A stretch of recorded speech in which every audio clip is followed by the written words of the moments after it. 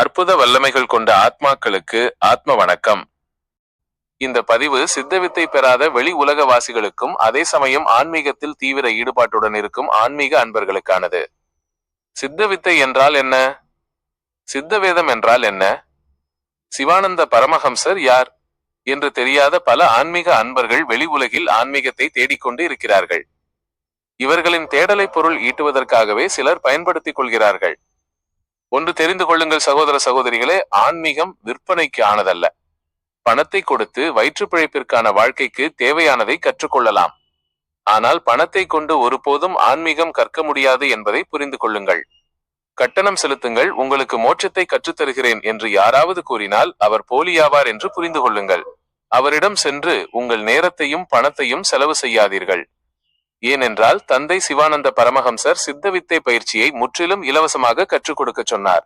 அதற்காக பணம் பெறுபவர் சண்டாளன் ஆவார் என்று கூறியிருக்கிறார்.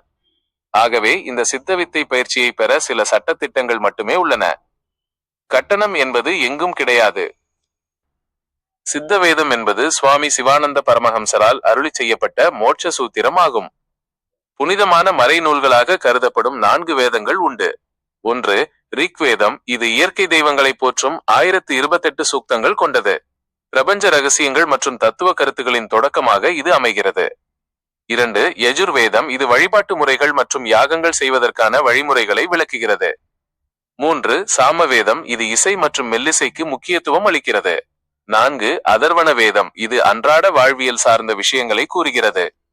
இதில் மருத்துவம், அறிவியல், பாதுகாப்பு மற்றும் தீமைகளில் இருந்து விடுபடும் மந்திரங்கள் இடம்பெற்றுள்ளது. 5. சித்தவேதம். 5வது வேதம் என்று கூறப்படும் சித்தவேதம் இது ஒரு புரட்சிகரமான நூலாகும். இது வெறும் மத போதனையல்ல, மாறாக மனித உடலையும் சுவாசத்தையும் அடிப்படையாக கொண்ட ஒரு வாழ்வியல் தத்துவமாகும். சித்தவேதம் குறித்த முக்கிய குறிப்புகள் இதோ. 1. மைய கருத்து, ஜீவ தத்துவம். சித்த வேதத்தின் அடிப்படை என்பது உயிர் அல்லது ஜீவனாகும். மனித உடலில் ஓடும் சுவாசமே கடவுள் என்றும் அந்த சுவாசத்தை முறைப்படுத்துவதே உண்மையான வழிபாடு என்றும் இது கூறுகிறது. பிரபஞ்சத்தில் உள்ள அனைத்தும் பிண்டமாகிய உடலிலும் உள்ளது என்பதே இதன் சாரம். 2. சுவாசமே வழிபாடு, பிராணாயாமம். புறத்தே செய்யும் சடங்குகள், உருவ வழிபாடுகள் அல்லது மந்திரங்களை விட அகத்தே ஓடும் சுவாசத்தை, வாயுவை கவனிப்பதே மேலானது என இந்நூல் வலியுறுத்துகிறது. சிவானந்த பரமஹம்சர் இதனை சித்த வித்தை என்று அழைத்தார். உள்மூச்சையும் வெளிமூச்சையும் சமநிலைப்படுத்தி அறிவை உயிரோடு ஒன்ற செய்வதே இதன் நோக்கம். 3. ஜாதி மத பேதமற்ற நிலை. சித்தவேதம் ஜாதி மத இன வேறுபாடுகளை கடந்தது. மனித குலம் ஒன்று, அனைவருக்கும் உயிர் ஒன்று என்ற கொள்கையை இது போதிக்கிறது. சடங்கு சம்பிரதாயங்களை விட பகுத்தறிவு கலந்த ஆன்மீகத்தையே இது முன்னிறுத்துகிறது. 4 நிலைகள். சித்த வேதத்தில் மனிதனின் உணர்வு நிலைகள் மற்றும் பயிற்சிகள் 4 நிலைகளாக பிரிக்கப்பட்டுள்ளன. ஸ்தூலம், உடல் சார்ந்த நிலை. சூட்சுமம், மனம் மற்றும் சுவாசம் சார்ந்த நிலை. காரணம், அறிவின் மூலம் உயிரை உணர்தல். மகா காரணம், பேரண்டத்தோடு இரண்டர கலத்தல். 5. முக்கிய மேற்கோள். அறிவுதான் கடவுள், சுவாசமே குரு. இது சித்த வேதத்தின் மிக முக்கியமான கருத்தாகும். வெளியில் தேடும் அமைதி நமக்குள்ளேயே இருக்கிறது என்பதை பயிற்சியின் மூலம் உணரச் செய்வதே இதன் இலக்கு. சாதாரணமாக நாம் 2 கால்களில் நடப்பவரை மனிதன் என்கிறோம். ஆனால் இந்த தத்துவம் மனனம் என்ற சொல்லிலிருந்து மனிதன் உருவானதாக கூறுகிறது. மனனம், கேட்டதை அல்லது கற்றதை மீண்டும் மீண்டும் சிந்தித்து அதன் சாரத்தை புரிந்து கொள்வது. விளக்கம்: ஐம்புலன்களின் போக்கிலேயே போகாமல் எதையும் பகுத்தறிந்து சிந்திக்கும் ஆற்றல் உள்ளவனே தார்மீக ரீதியாக மனிதன் என்று அழைக்கப்படுகிறான். 2. நித்திய அனித்திய விவேகம், பகுத்தறிவு. இந்த உலகம் 2 தன்மைகளை கொண்டது. அனித்தியம், அழியக்கூடியவை, செல்வம், புகழ், இளமை, உடல் மற்றும் நாம் பார்க்கும் ஜட பொருட்கள். இவை இன்று இருக்கும், நாளை மாறும் அல்லது அழியும். நித்தியம், நிலையானது, என்றும் மாறாத ஆன்மா அல்லது இறைத்தன்மை.